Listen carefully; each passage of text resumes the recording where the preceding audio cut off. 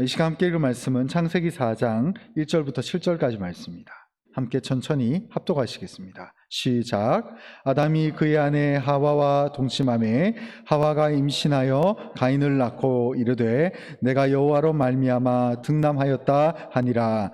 그가 또 가인의 아우 아벨을 낳았는데 아벨은 양치는 자였고 가인은 농사하는 자였더라. 세월이 지난 후에 가인은 땅의 소산으로 제물을 삼아 여호와께 드렸고 아벨은 자기도 양의 첫 새끼와 그 기름으로 드렸더니 여호와께서 아벨과 그의 제물은 받으셨나 가인과 그의 제물은 받지 아니하신지라.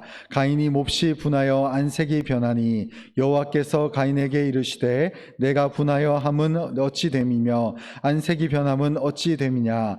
내가 선을 행하면 어찌 낯을 들지 못하겠느냐. 선을 행하지 아니하면 죄가 문에 엎드려 있느니라. 죄가 너를 원하나 너는 죄를 다스릴지니라. 아멘. 안색이 변함은 어찌 됨이냐라는 제목으로 여러분들에게 하나님 말씀 전하도록 하겠습니다. 오늘 본문의 내용을 우리 많은 분들 알고 계시다시피 이제 아담과 하와가 에덴 동산에서 이렇게 쫓겨난 다음에 참 이 하나님의 저주를 받았음에도 불구하고 이 아담과 하와에게 하나님께서 축복을 주고 특별하게 자손을 낳는 축복과 이 삶의 터전과 일터를 구비해 주시는 이런 상황들을 우리가 볼 수 있게 됩니다. 그러나 안타깝게도 오늘 본문에 이 아담과 하와의 자녀였던 두 아들, 이 가인과 아벨이 하나님께 제사를 드렸는데 가인의 제사는 하나님께서 받지 않으시고 이 아벨의 제사만 받으시는 이 상황을 우리가 본문을 통해서 볼 수 있게 됐다는 것이죠. 그래서 이 상황 속에서 하나님께서 가인과 아벨 가운데 어떻게 대처하시는지, 그리고 이 모든 상황들을 하나님께서 어떤 방식으로 말씀하시는가를 참 이해하고 넘어갈 수 있었으면 좋겠습니다. 우리 먼저 1절을 다시 한번 읽겠습니다. 시작. 아담이 그의 아내 하와와 동침하매 하와가 임신하여 가인을 낳고 이르되 내가 여호와로 말미암아 득남하였다 하니라. 아멘. 가장 중요한 것은 여기 아주 기가 막힌 표현이 나오는데 1절에 보면 내가 여호와로 말미암아 득남하였다라는 표현입니다.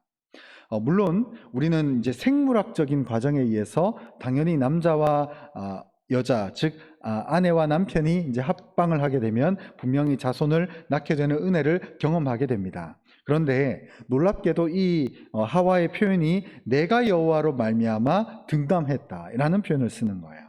내가 여호와로 말미암아 득남했다. 그러니까 지금 이 자손을 낳게 된 은혜를 하나님의 은혜로 돌리는 거예요. 그래서 모든 일이 하나님의 은혜로 되어져야 되는 것이고 모든 사역과 모든 일과 모든 일의 진행이 여호와로 말미암지 않고서는 하나도 된 것이 없다는 것을 이미 하와가 고백하고 있다는 거예요. 그래서 우리의 삶 가운데 모든 일을 진행하며 모든 일을 감당할 때에 하나님으로 지금 내가 말미암아 진행하고 있는가, 아니면 인간의 생각, 사람의 마음, 사람의 경험에 의지해서 모든 일을 진행하고 있는가를 분별하는 것이 가장 먼저 오늘 본문 말씀의 첫 번째 주요 포인트, 핵심이라고 할 수가 있습니다. 그래서 우리의 삶이 지금 하나님으로 말미암아 내가 살고 있는가, 아니면 하나님 중심이 아닌 나의 중심, 혹은 내가 의지하는 무엇, 내가 의지하는 어떤 대상이 내 인생의 목적이 되어서 그런 것들이 우리의 삶을 이끌고 있는 것은 아닌가를 우리가 분별해보고 확신하는 것이, 판단하는 것이 대단히 중요하다는 것입니다. 그래서 이제 특별히 이 선악과를 먹고 저주를 받았음에도 불구하고 이 특별히 하와는 임신의 고통을 얻게 됐습니다. 그리고 출산의 고통을 얻게 됐지요. 그런데 놀랍게도 하나님은 하나님께서 하와에게 저주를 내리실 때에 여자의 후손이 뱀의 머리를 상하게 하고 뱀은 그 여자의 발꿈치를 상하게 한다라고 얘기를 하고 있습니다. 그래서 이것을 상징적으로 보여주는 것이 바로 이 사건이라고 볼 수 있는데, 하나님께서 여자에게 후손을 허락해 주셔서 이 여자의 후손으로 하여금 뱀의 머리를 상하게 하는 그 역사를 이루겠다라고 하는 그 놀라운 축복으로 전화위복의 기회로 삼게 해주신다는 거죠. 그래서 우리의 삶을 돌아보면 참 이렇게 쉽게 포기하는 경우가 있습니다. 하나님이 내 인생을 이렇게 치셨어, 하나님이 나를 힘들게 하셨어 라고 해서 그 자리에서 주저앉는 사람은 사실 하나님을 몰라도 한참 모르는 거예요. 하나님을 아는 사람은 반드시 우리 인생 가운데 벌 주심과 동시에 전화위복으로 기회를 삼게 해주시는 그 은혜가 있다는 것을 반드시 기억하시기 바랍니다. 그래서 분명히 이 에덴 동산에서 하나님께서 이 아담과 하와를 보내셨을 때는 저주를 주셨고 이들에게 가시를 주셨고 어려움을 주셨지만 그 어려움을 이제 안았으니까 이제 나는 다시는 하나님 안 볼 거야. 하나님은 나에게 등을 지셨네 라고 하면 이것은 100% 인간에게 손해예요. 우리의 마음이라고 하는 것은 비록 하나님에게 어려움을 당하고 비록 하나님으로부터 우리가 고난을 겪는다 하더라도 반드시 지금 여호와로 말미암아 등남하게 되는 이 은혜를 누리게 하는 축복이 우리에게 있다는 것, 이 전화위복의 기회가 있다는 것을 반드시 기억하시기 바랍니다. 그래서 이제 이 전화위복의 기회를 통해서 가인과 아벨이 등장을 하게 되죠. 2절에 보면 그가 또 가인의 아우 아벨을 낳았는데 또 아들을 하나님께서 주셨습니다. 그래서 아벨은 양을 치는 자였고 가인은 농사를 하는 자였다. 그래서 이 가인은 농업, 그 당시에 주된 산업이었던 농업에 종사하는 자였고 이 아벨은 양을 치는 자, 즉 목축업에 능한 사람이었다는 것을 2절에서 말해주고 있습니다. 그래서 이 아담의 후손이었던 이 가인과 아벨이 시간이 한참 지나가지고 자신의 소산물을 가지고 하나님께 제사를 드려야 되는 때를 맞이하게 됩니다. 그래서 3절에 보면 세월이 지난 후에 가인은 땅의 소산으로 제물을 삼아 여호와께 드렸고 아벨은 자기도 양의 첫 새끼와 그 기름으로 드렸더니 여호와께서 아벨과 그의 제물은 받으셨으나 이렇게 되어 있습니다. 여기서 이제 어떤 설교를 보거나 주석을 보니까 이 가인이 땅의 소산, 즉 농산물을 가지고 하나님께 제사를 드렸으니까 하나님이 안 받았다라는 식으로 설교하는 걸 봤는데 사실 그것은 엄밀히 얘기하면 그건 틀린 설교입니다. 왜냐하면 오늘 본문 사건이 있은 뒤로 하나님께서 이 아벨의 기름과 아벨의 이 제사를 받으셨기 때문에 나중에 이 제사법이 규정화가 돼가지고 제물에 안수를 하고 피를 뽑은 다음에 주님께 드리는 그 번제와 모든 제사를 드리게 된 것이지 시작부터 모든 것이 가축을 드리는 것만이 온전한 제사고 이 하나님께 농산물을 드리는 것이 제사가 아니다라고 하는 그런 해석은 사실 엄격하게 잘못된 것입니다. 그래서 어떤 분들이 간혹 하나님께 농산물을 드렸다고 해서 가인의 제사를 안 받은 것이 아니라 결론부터 말씀드리면 가인의 제사에는 하나님을 향한 전심이 없었어요. 그러니까 대충 드리고 자기가 이제 예를 들어서 한 해 소산물이 있을 거 아니에요. 그래서 그 소산물을 대충 긁어 모아 가지고 하나님께 형식적인 예배, 형식적인 제사를 드림으로 이 제사를 하나님이 기쁘게 안 받으신 거죠. 그것을 상징적으로 보여줄 수 있는 표현이 여기 3절에 보면 가인은 땅의 소산으로 제물을 삼았다 이런 표현이 되어 있고 4절에 보면 아벨의 제산물에 대해서는 뭐라고 되어 있냐면 아벨은 자기도 양의 첫 새끼와 그 기름으로 드렸더니 이렇게 되어 있습니다. 그러니까 가장 첫 것, 가장 귀한 것, 가장 우선된 것, 가장 으뜸된 것을 선별을 해가지고 하나님께 드렸다는 거예요. 여러분 우리가 이제 주님께 여러 가지 헌금, 예물 드리지만 이게 사람에게 보이기 위해서 이 정도 하면은 우리가 이제 의무방어전을 할 수 있어. 의무로 내가 이 정도 하는 거야. 이런 수준을 해서는 안 된다는 것을 사실 단적으로 보여주고 있어요. 물론 재물의 많고 적음이 중요한 것이 아니라 그 재물에 대해서 우리가 작은 거 있잖아요. 우리 어릴 때 그런 거 부모님 세대 같은 경우에는 이 헌금을 은행에서 전날 다시 뽑아가지고 그죠? 깨끗하게 한 다음에 드리잖아요. 그게 작은 차이일 수 있겠지만 그 사람의 정성, 이게 지금 금액의 액수가 중요한 게 아니라 이 재물을 하나님께 드린다라고 하는 요 사람의 자세가 중요하거든요. 우리가 지금 최초로 하나님께 드리는 이 예물을 바라볼 때에 하나님을 보고 드리는 거거든요. 하나님께 내가 지금 전심으로 드리고 있는가? 하나님께 내가 지금 진심으로 지금 드리고 있는가? 사실 우리 교회 이제 오늘 두 분이 이렇게 오랜만에 뵀습니다만은 우리 또 처음 오셨네요.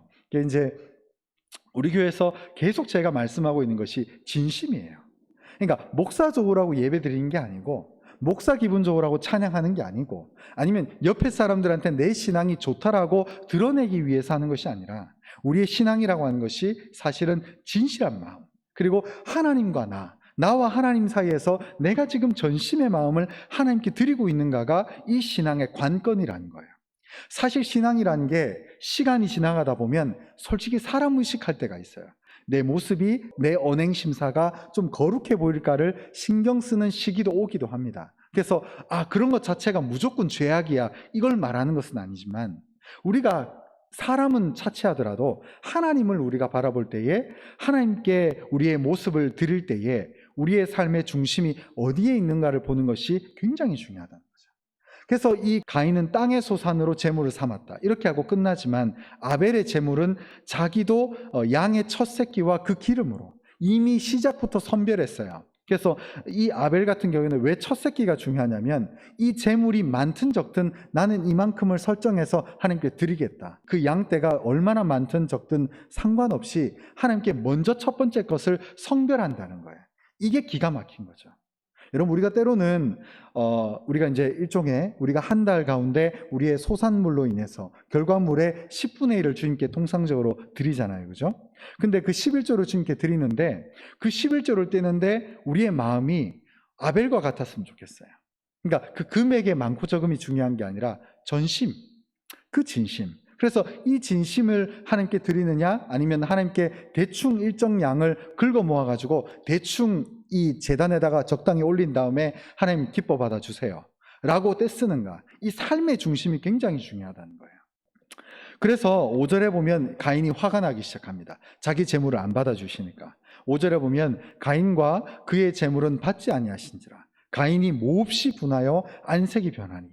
이 가인이 자존심이 상했던 것 같아요. 내가 첫째인데, 어떻게 보면 이 3절과 4절에 가만 보시면, 여기 4절에 보면 아벨은 자기도 양의 첫 새끼와 그 기름이라고, 기름을 드렸다라고 되어 있어요. 이것은 자신의 형님인 가인이 먼저 이렇게 하는 걸 봤거든요. 그러니까 그 형님인 가인을 따라서 아벨도 이 제사하는 방식을 알았고, 제단을 이렇게 쌓는 거구나, 하나님께서 불을 내려주시면 이렇게 올라가는 거구나를 알게 된 거야. 그래서 가인은, 엄밀히 따지면 아벨은 창조적으로 이 제사를 드린 게 아니라 형님 하는 거 보고 지금 드렸거든요.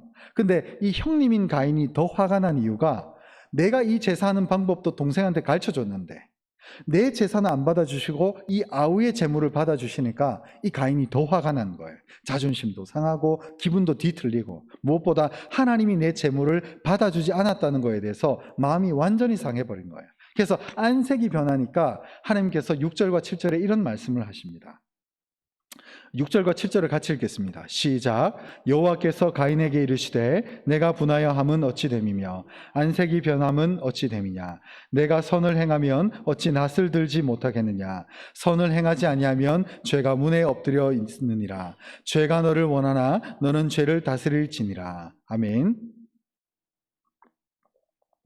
여기 6절에 보면 이제 하나님께서, 여호와 하나님께서 이 속상해하고 있는 이 가인에게 오셔가지고 너의 분함이 어찌 됨이냐, 네가 왜 이렇게 안색이 변했느냐 라는 질문을 하고 있습니다. 오늘 설교 제목이기도 하죠. 여러분, 하나님은 우리의 심중을 아십니다. 왜냐하면 왜 하나님께서 지금 이 가인에게 훈계하고 계시냐면, 너 중심으로, 너 마음이 진심으로 나한테 예배 안 드렸잖아. 너 솔직히 예배가 형식이었잖아. 너 동생한테 잘 보이기 위해서, 너 거룩한 척하기 위해서 이 제단을 쌓고 눈에 보이는 것만 했잖아 라는 것을 하나님이 이미 알고 계신 거예요. 냉정하게 따져보면 가인이 생각해 보십시오. 이 아벨 앞서서 제사 드리는 방법도 가르쳐줬어요. 그리고 나름대로 제사는 이렇게 드리는 거야, 동생에게 훈수를 뒀을 수도 있어요. 그런데 이 상황 속에서 가인의 제물은 받지 않고 아벨의 제사만 받으니까 가인으로서는 내가 모든 걸 다 했는데 왜 난 인정 안 해주십니까? 내가 일도 했고 제사드린, 내가 동생한테 알려주지 않았으면 이 동생의 제사는 하나님이 구경도 못했을 텐데, 아니 이렇게 내 제사는 안 받아줍니까? 라고 흥분을 했을 수 있다 이 말이에요. 그러나 하나님은 중심을 보시는 분.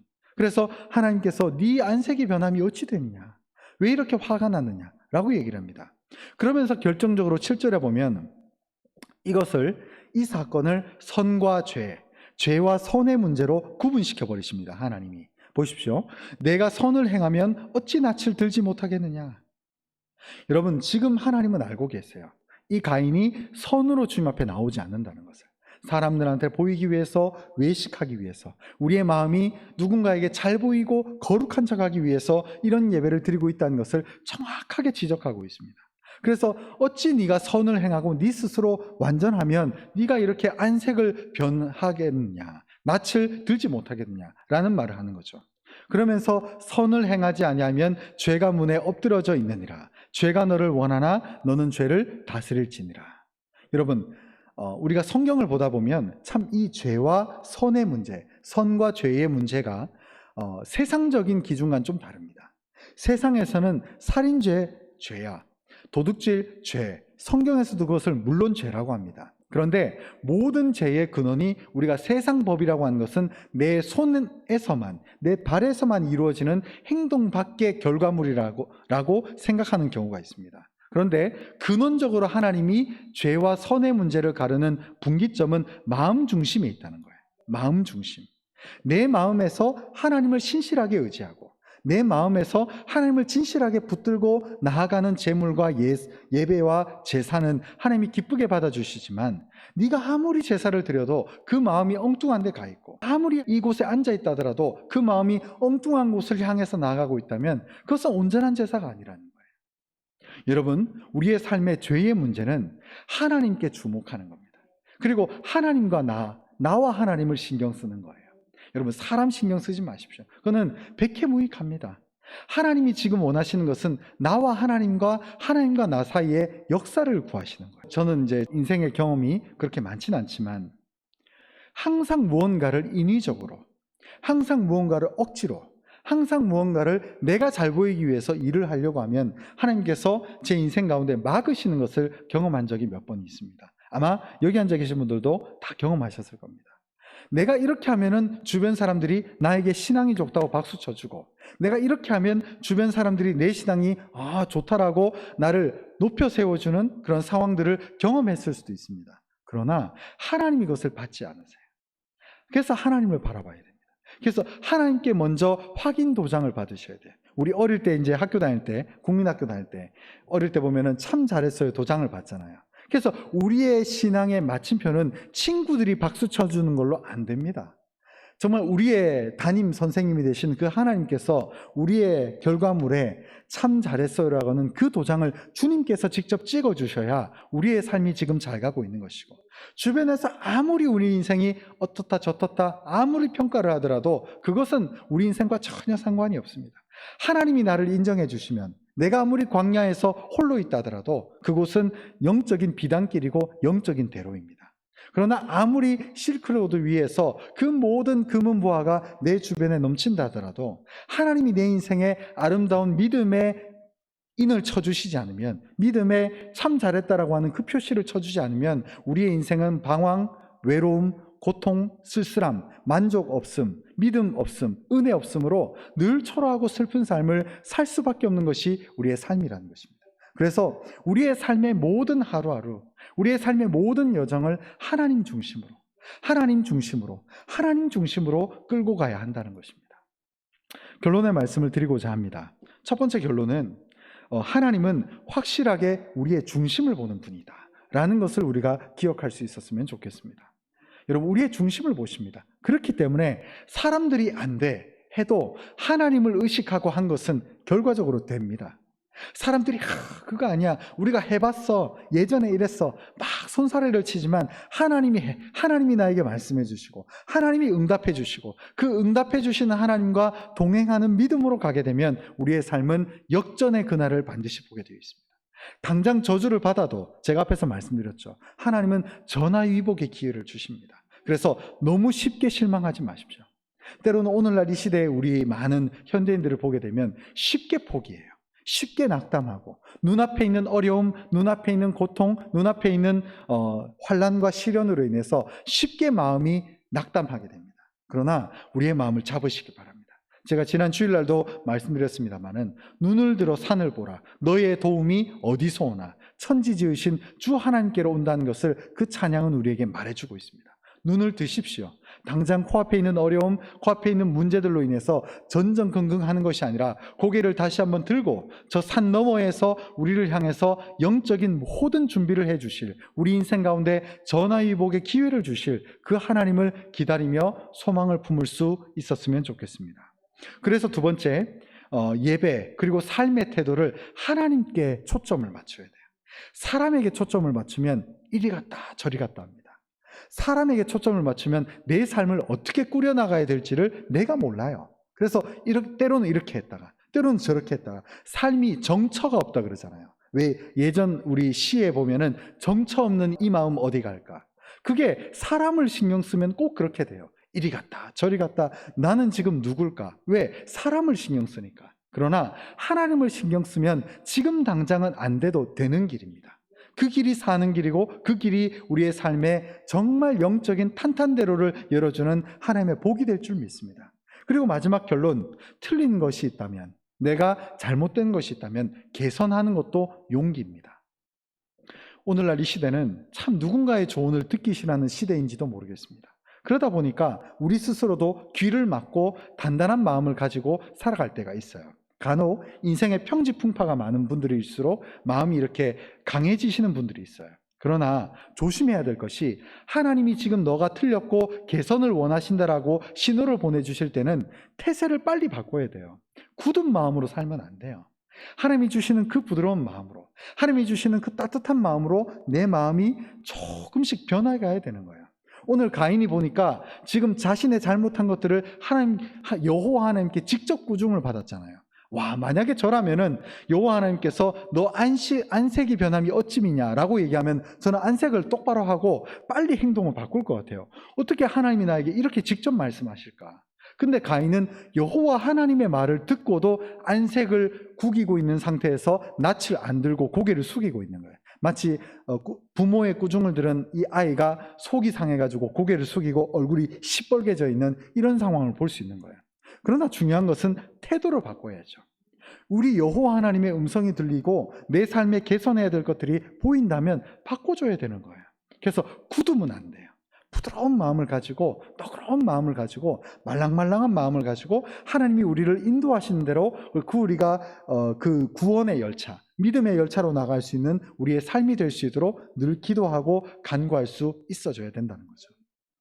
여러분, 이 은혜의 대로 하나님을 늘 의식하며 하나님이 인정해 주신 그 길로 걸어가면 우리 인생 생각보다 복잡할 것이 없어요. 단순합니다. 그 단순한 하나님의 길과 그 단순 명료한 하나님께서 인도해 주신 그 길로 우리가 삶을 살아갈 수 있었으면 좋겠습니다.